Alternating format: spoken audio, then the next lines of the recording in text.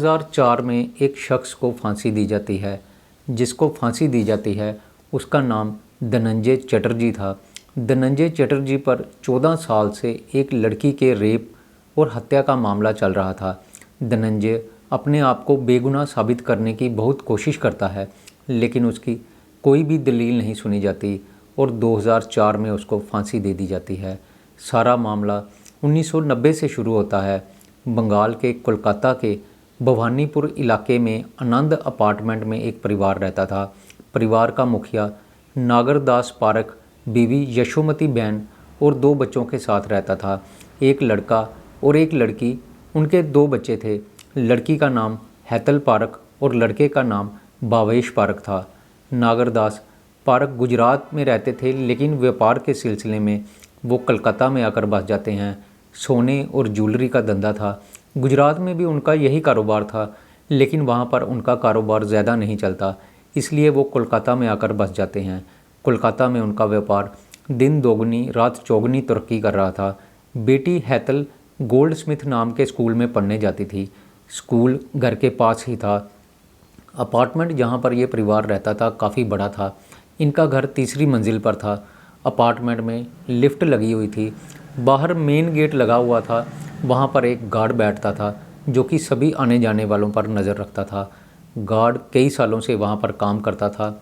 एक दिन नागरदास की लड़की माँ को बोलती है कि मैं जब स्कूल से आ रही थी तो सोसाइटी का गार्ड मुझ पर कमेंट कर रहा था। वो अपनी माँ को कहती है कि माँ, वो मुझे बड़े अजीब तरीके से देखता है और छूने की कोशिश करता है। लड़की नाबालिग थी। उसकी माँ उसकी इस बात पर इतना ध्यान नहीं देती और उसको लगता है कि शायद वह गार्ड उसको बच्चा समझकर ऐसा व्यवहार कर रहा होगा, इसलिए वो बेटी की शिकायत पर ज़्यादा ध्यान नहीं देती। फिर एक दिन हैतल अपनी माँ को बोलती है कि गार्ड मुझसे कह रहा था कि चलो तुम्हें कहीं बाहर घुमा कर लाऊं। अब माँ के मन में थोड़ी थोड़ी शंका होने लगती है। वो अपने पति को इस बारे में बताती है तो नागरदास सोसाइटी के मेंबर से गार्ड की शिकायत करते हैं और सोसाइटी से उसको ट्रांसफ़र करने के लिए बोलते हैं। जब सोसाइटी मेंबर्स को गार्ड की इन हरकतों का पता चलता है तो वो मीटिंग करते हैं और गार्ड धनंजय चटर्जी को दूसरी जगह ट्रांसफ़र कर देते हैं। धनंजय की जगह दूसरे गार्ड को रखा जाता है और धनंजय को दूसरी सोसाइटी में जाकर ड्यूटी देने के लिए बोला जाता है। घटना है 5 मार्च की।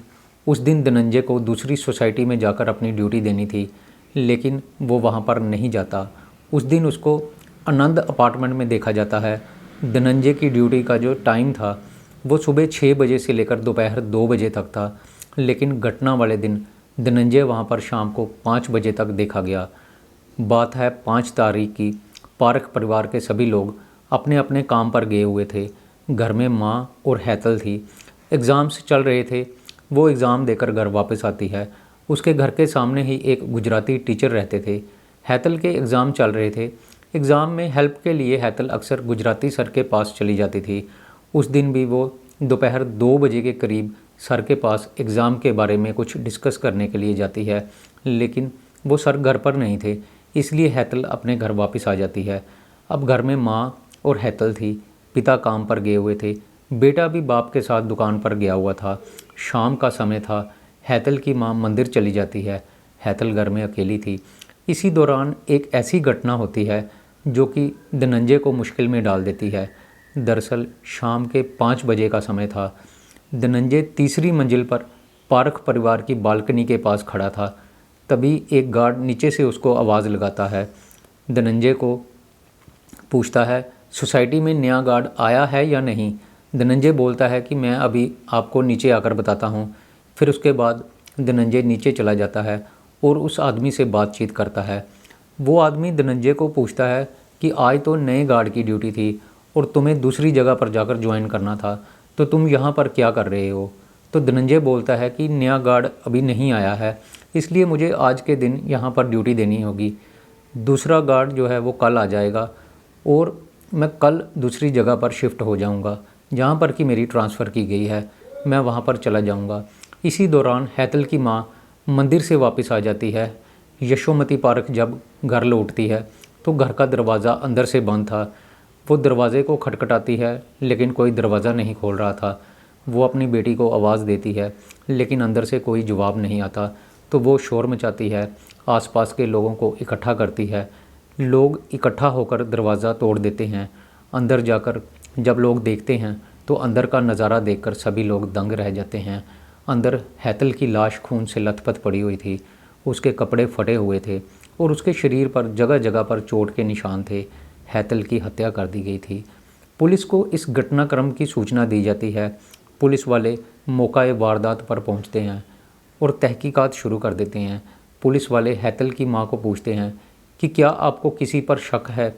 तो हैतल की मां धनंजय पर अपना शक जाहिर करती है और कहती है कि धनंजय काफ़ी देर से मेरी लड़की को तंग कर रहा था। मुझे लगता है कि धनंजय ने ही मेरी बेटी को मारा है। धनंजय उस समय सोसाइटी से जा चुका था। पुलिस वाले जहाँ पर वो रहता था उसको पकड़ने के लिए जाते हैं, लेकिन वो वहाँ पर नहीं मिलता। 2 महीने धनंजय की तलाश की जाती है। 2 महीने बाद धनंजय को उसके पैतृक गांव से गिरफ्तार कर लिया जाता है। पुलिस वाले कहते हैं कि जब उन्होंने धनंजय को गिरफ्तार किया तो धनंजय के घर से पारख परिवार से चोरी हुआ कुछ सामान भी मिलता है। धनंजय पर रेप और मर्डर का केस चलाया जाता है, लेकिन धनंजय अपने आप को बेगुनाह कह रहा था। धनंजय को गिरफ्तार तो कर लिया जाता है, लेकिन इस हत्याकांड का कोई भी चश्मदीद गवाह नहीं मिल रहा था। पुलिस वालों से जब कोर्ट में जज इस बारे में पूछते हैं तो पुलिस वाले ये दलील देते हैं कि धनंजय के पास पर्याप्त मोटिव था हैतल की हत्या का, क्योंकि हैतल के पिता की शिकायत पर ही धनंजय की ट्रांसफ़र दूसरी सोसाइटी में की गई थी। धनंजय इस बात से गुस्सा था और वो पारख परिवार से बदला लेना चाहता था। इसी वजह से उसने पहले तो हैतल का रेप किया और फिर उसकी हत्या कर दी। दूसरी तरफ धनंजय अपने आप को लगातार बेगुनाह कह रहा था। केस का कोई चश्मदीद गवाह भी नहीं था, इसलिए 1994 में इस केस पर स्टे दे दिया जाता है और फाइल ठंडे बस्ते में डाल दी जाती है। धनंजय गिरफ्त में था। फिर एक दिन एक नया पुलिस अधिकारी पुलिस स्टेशन में ट्रांसफ़र होकर आता है। 2003 की बात है। धनंजय की फ़ाइल उसके सामने आती है तो वो इस केस को दोबारा से रीओपन करते हैं। 2004 तक धनंजय को दोषी साबित कर दिया जाता है। फांसी की सज़ा दे दी जाती है। धनंजय राष्ट्रपति के पास दया की याचिका लगाता है, लेकिन उसकी याचिका यहाँ पर भी मंजूर नहीं की जाती। लोग भी धनंजय को फांसी देने के समर्थन में थे। उस समय बंगाल के मुख्यमंत्री बुद्धदेव भट्टाचार्य की पत्नी मीरा भट्टाचार्य ने भी फांसी के समर्थन में एक कैंपेन चलाया था। सभी लोग धनंजय को जल्द से जल्द फांसी दिलवाना चाहते थे। फिर 15 अगस्त 2004 को धनंजय चटर्जी को फांसी दे दी जाती है। धनंजय की फांसी के बाद पारख परिवार कोलकाता से अपना सारा व्यापार समेटता है और वहाँ से गुजरात में जाकर बस जाता है। सबको यही लग रहा था कि एक अपराधी जिसने रेप और हत्या की घटना को अंजाम दिया उसको फांसी दे दी गई है और ये कहानी यहीं पर ख़त्म हो गई। लेकिन कहानी यहाँ पर ख़त्म नहीं हुई थी, क्योंकि जब धनंजय को फांसी दी जा रही थी तो वो अपने अंतिम समय में भी यही कह रहा था कि मैंने कोई कत्ल नहीं किया, मैं गुनहगार नहीं हूँ, मैं निर्दोष हूँ। कई ऐसी बातें थी जिन बातों ने इस बात की शंका पैदा की कि हो सकता है कि वाकई धनंजय ने हैतल का कत्ल ना किया हो, क्योंकि हैतल की पोस्टमार्टम रिपोर्ट में ये कहा गया था कि हैतल ने अपने ऊपर हमला करने वाले के साथ हाथापाई की थी। उसके हाथों पर हमलावर के खून के निशान थे, लेकिन जिन लोगों ने धनंजय के खिलाफ गवाही दी उन्होंने ये कहा था कि धनंजय के कपड़े उस समय साफ़ थे, उसके कपड़ों पर कोई भी खून का निशान नहीं था। धनंजय के शरीर पर उस समय कोई भी चोट का निशान नहीं था। तो अब ये मसला था कि हैतल के हाथों पर जो खून के निशान थे वो किसके खून के निशान थे। हमलावर अगर धनंजय नहीं था तो वो कौन था। हैतल के शरीर पर चाकू से तकरीबन 22 बार वार किए गए थे, लेकिन वो चाकू बरामद नहीं किया जा सका और उसको कोर्ट में पेश भी नहीं किया गया था। हैतल के शरीर पर धनंजय की उंगलियों के कोई भी निशान नहीं थे। हैतल की माँ कह रही थी कि वो मंदिर गई थी और जब वो मंदिर से वापस आई तो दरवाज़ा अंदर से बंद था। अब ये सवाल उठता है कि अगर दरवाज़ा अंदर से बंद था तो धनंजय कत्ल करने के बाद बाहर कैसे चला गया। दूसरी तरफ पुलिस ये कह रही थी कि हैतल के घर से चोरी हुई घड़ी धनंजय के गांव वाले घर से मिली है और उसने उस समय जो कपड़े पहने हुए थे वो भी धनंजय के घर से पुलिस वालों ने बरामद किए हैं। अब ये सवाल उठता है कि कातिल कत्ल करने के समय पहने हुए कपड़े संभाल कर क्यों रखेगा? क्या वो उन कपड़ों को कहीं फेंकने या नष्ट करने की कोशिश नहीं करेगा? दूसरा, कातिल घड़ी ही क्यों चुराता? घर में और भी कीमती सामान पड़ा हुआ था, उस सामान को कातिल ने हाथ तक नहीं लगाया था। घर में रखे हुए पैसे, जेवर सभी सुरक्षित थे, कातिल ने उनको छुआ तक नहीं था। और जब हेतल की मां घर में पहुंचती है, अपनी बेटी को मरा हुआ देखती है, तो उसके तकरीबन 3 घंटे बाद वो पुलिस को इतला करती है। पुलिस को बुलाने में उसको इतनी देर क्यों लगती है? ये सारे ऐसे सवाल थे जो कि इस बात की ओर इशारा कर रहे थे कि हो सकता है कि कातिल धनंजय ना हो बल्कि कोई और हो। धनंजय को फांसी दिए जाने के तकरीबन 12 साल बाद ये मामला दोबारा से खड़ा हो जाता है कि कहीं किसी निर्दोष को ही फांसी तो नहीं दे दी गई, क्योंकि फांसी के 12 साल बाद 2 प्रोफेसर और एक रिटायर्ड इंजीनियर एक किताब लिखते हैं जिसमें वो दावा करते हैं कि धनंजय चटर्जी को इस मामले में गलत तरीके से दोषी साबित किया गया था।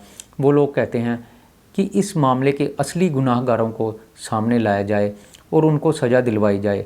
इस केस की दोबारा से जांच की जाए। हो सकता है कि ये मामला ऑनर किलिंग का हो। तीनों लेखक कहते हैं कि ये केस पूरी तरह से गलत था। एक निर्दोष आदमी को अदालतों ने 14 साल तक सज़ा देने के बाद फांसी की सज़ा दे दी। लेखक कहते हैं कि हो सकता है कि धनंजय ने उस लड़की के साथ रेप ना किया हो, बल्कि हेतल और धनंजय के बीच आपसी सहमति से यौन संबंध बने हो, और उसके बाद जब लड़की हेतल के माता पिता को इस बारे में पता चला हो तो हो सकता है कि उन्होंने लड़की की ऑनर किलिंग कर दी हो। वो ये भी कहते हैं कि जो सामान पुलिस वाले कह रहे थे कि धनंजय के घर से बरामद हुआ है, हो सकता है कि वो सामान पुलिस ने खुद ही धनंजय के घर पर रखा हो। लेखक कहते हैं कि हम मरने वाले शख्स को न्याय तो नहीं दिला सकते क्योंकि वो अब इस दुनिया में नहीं रहा, लेकिन असली गुनहगारों को भी गिरफ्तार करना चाहिए। इसलिए हम सरकार से मांग करते हैं कि इस केस की दोबारा से जांच हो। लेखक ये भी कहते हैं कि अगर निचली अदालतों में उनकी सुनवाई नहीं होती तो वो सुप्रीम कोर्ट तक जाएंगे। दोस्तों, मेरी आज की ये कहानी यहीं पर ख़त्म होती है। मैं फिर आऊँगा आपके लिए एक नई कहानी लेकर। तब तक के लिए नमस्कार, शुक्रिया।